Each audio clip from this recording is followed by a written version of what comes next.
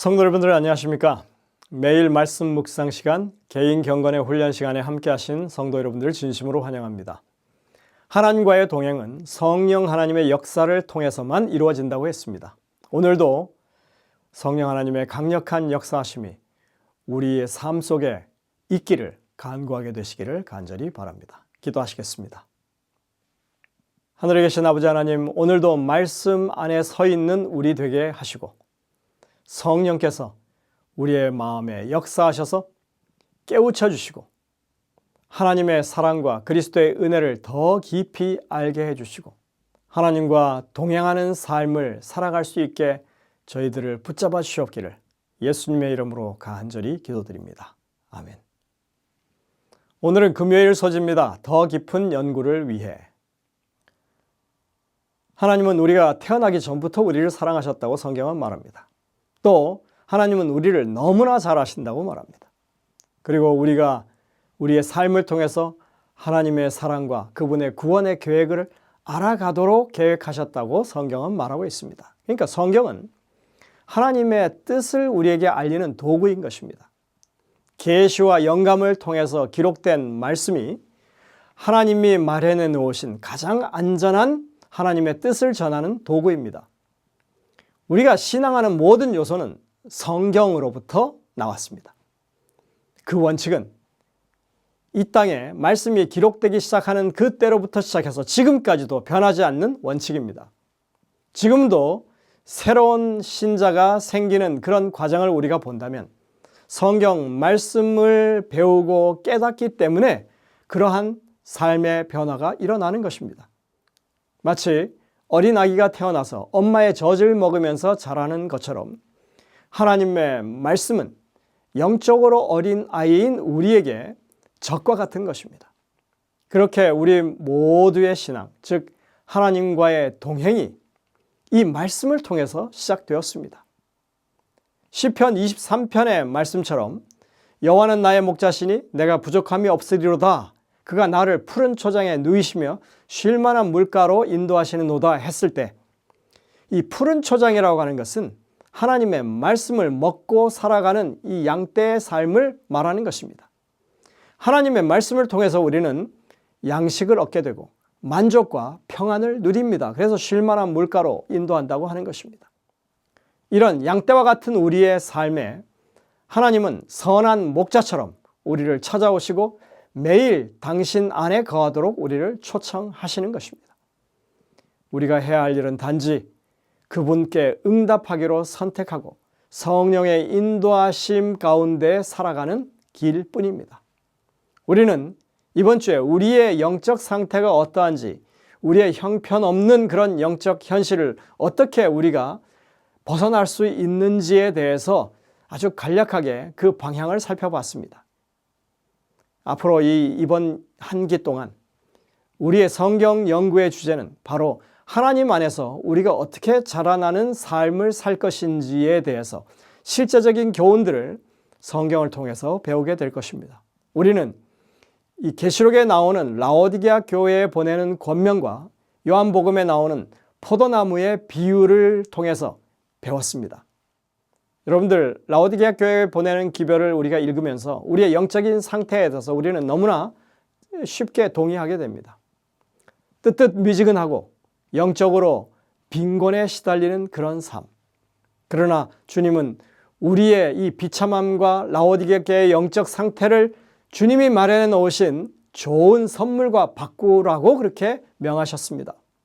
불로 연단한 금, 의의 옷, 그리고 안약을 사라는 것입니다.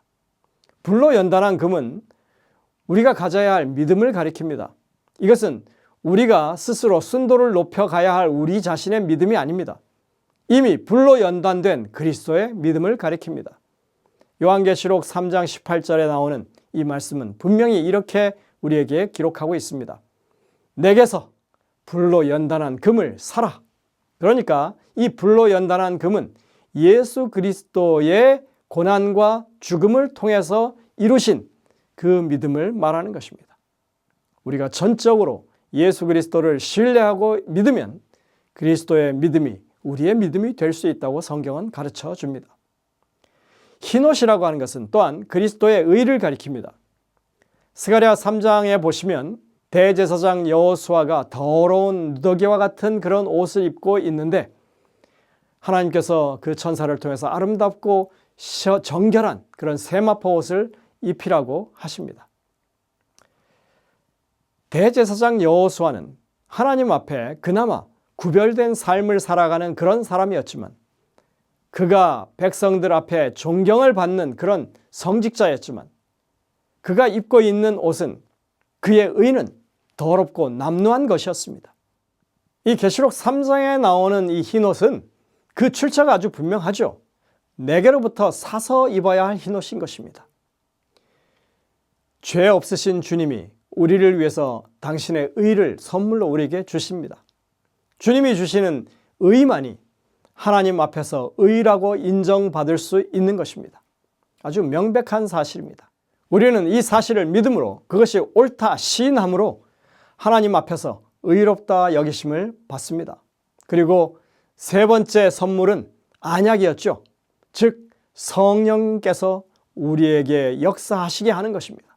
우리의 영적인 안목을 열어서 우리의 형편을 깨닫게 하시고 주님께로 가는 길을 보여주시는 분이 바로 성령이십니다.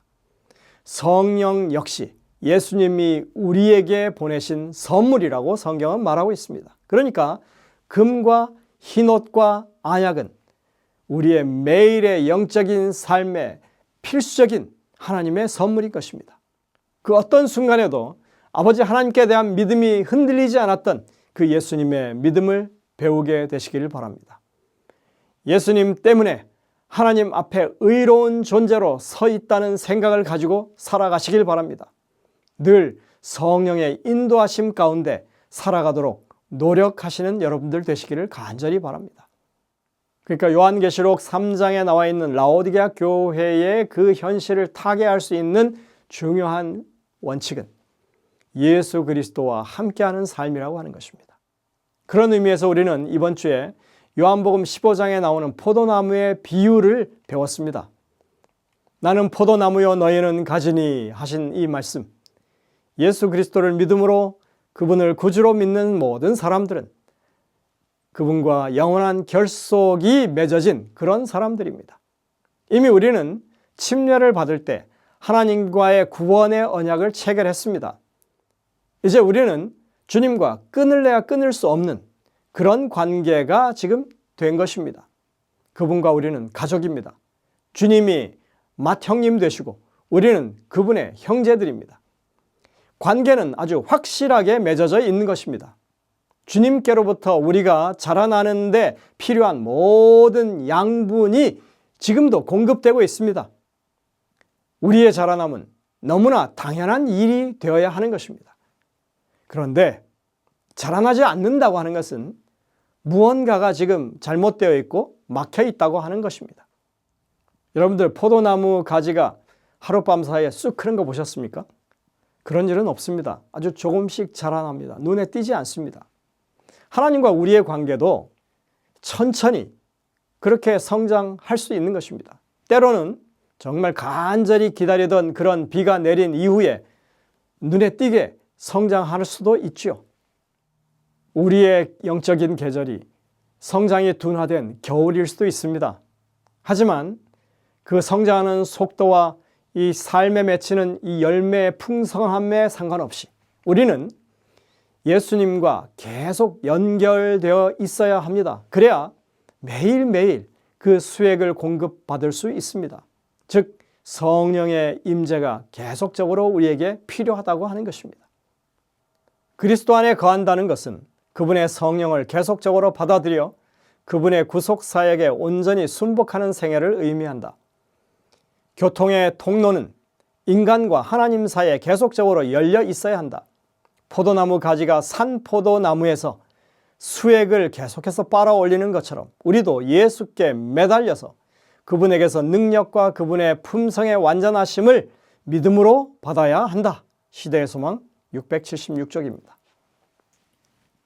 그러니 여러분들 내게 열매가 없다고 안달하지 마십시오. 그리스도와 연결되어 있다면, 다시 말해서 이 성령을 내 마음 가운데 모시고 사는 삶이 계속 지속된다면 반드시 열매는 맺히게 될 것이고 주님께서 원하시는 그 아름다운 결실을 우리가 가지게 될 것입니다. 가장 효과적으로 성령을 모시는 일이라고 하는 것은 성령의 임재를 구하는 일입니다. 내 생각과 판단보다 하나님의 뜻을 앞세우는 것입니다. 이것을 우리는 내려놓음이라고 말하죠. 매일 그리스도와 함께 죽고 그리스도와 함께 살아가는 것을 말합니다. 바울은 그래서 날로 새롭다고 그렇게 표현했습니다. 성령이 우리 마음 안에 거하시면 우리의 자라남은 반드시 계속되게 될 것이고 결실은 맺게 될 것입니다. 엘렌 화이트는 단절되었던 하나님과의 관계가 어떻게 연결되고 굳건해져 가는지를 설명하고 있습니다. 메마르고 잘려진 가지가 어떻게 모체인 포도나무와 하나가 될 수 있으며 어떻게 살아있는 포도나무의 생명과 양분을 함께 누릴 수 있게 되는가? 오직 포도나무에 접붙여져서 가능한 한 가장 밀접한 관계로 연결될 때 가능하다. 포도나무의 생명이 가지와 하나가 되기까지 조직과 조직이, 체간과 체간이 하나하나 생명을 주는 포도나무에 굳게 붙을 때 가지는 포도나무와 같은 열매를 맺게 된다. 원고 67, 1897년. 우리 삶의 모든 국면에서 예수 그리스도와 점진적으로 연결되는 과정을 통해서 우리가 그리스도와 밀접히 연결되는 일이 가능하다고 지금 설명하는 것입니다. 하나님과의 관계는 단순한 종교 활동을 하는 것이 아니라 인격적이고 지속적인 동행, 그리고 우리의 삶 전체, 우리의 가정이나 우리의 선택이나 우리의 미래에까지 영향을 미치는 그런 것이 하나님과의 동행입니다. 성경은 이것을 마라톤 같은 신앙의 여정으로 묘사하고 있는데 그 여정 가운데는 정말 많은 일이 일어날 수 있죠. 가령 이 마라톤 중에 넘어질 수도 있는 것이고 다칠 수도 있습니다. 하지만 넘어진다 해도 또 우리가 다친다 해도 다시 일어나서 계속 그 일을 해나가는 것이 이 믿음의 여정이라고 하는 것을 우리는 생각해야 합니다.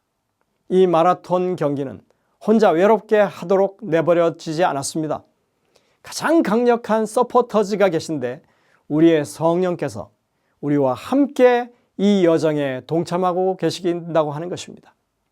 또 이 경기에 참여하는 수많은 우리의 동료, 우리의 형제 자매들이 함께 있습니다. 오늘 우리에게 필요한 것은 우리 서로가 이 일을 위해서 격려하고 용기를 북돋우는 일입니다. 우리 모두는 오늘 그러한 이 서로 간의 관계를 확인하게 되시기를 간절히 바랍니다. 기도하시겠습니다. 하늘에 계신 아버지 하나님, 분명하고 단순한 진리지만 하나님과 어떻게 우리의 삶이 연결되고 그렇게 주님과 동행하는 삶이 될 수 있는지 우리가 배웠습니다. 그러한 온전한 믿음을 가질 수 있도록 도와주시고 성령이 저희 마음 가운데 역사하시게 늘 자리를 마련해 놓고 주님의 능력을 구하며 그렇게 주님과 동역함으로 이 모든 일들이 이루어질 수 있도록 저희들에게 깨우침을 주시고 결심할 수 있도록 용기를 허락해 주시옵기를 예수님의 이름으로 간절히 기도드립니다. 아멘.